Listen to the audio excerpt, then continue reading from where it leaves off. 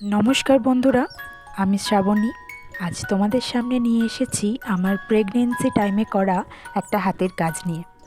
এই পাঞ্জাবির হ্যান্ড পেন্টিংটা আমি করছি আমার ভাগনা সৌম্যদীপের জন্য।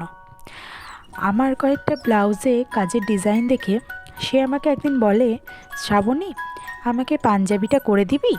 এবার কেউ কেউ ভাবে ভাগনা মামিকে কেন নাম ধরে ডাকে।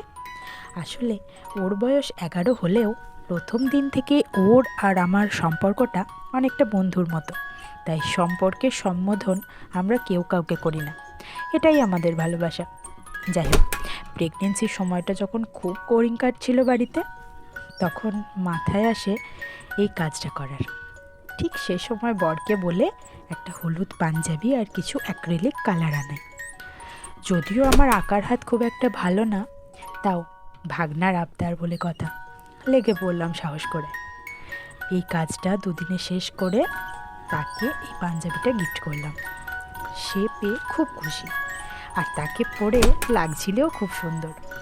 যাই হোক, আজকের মতো এইটুকু।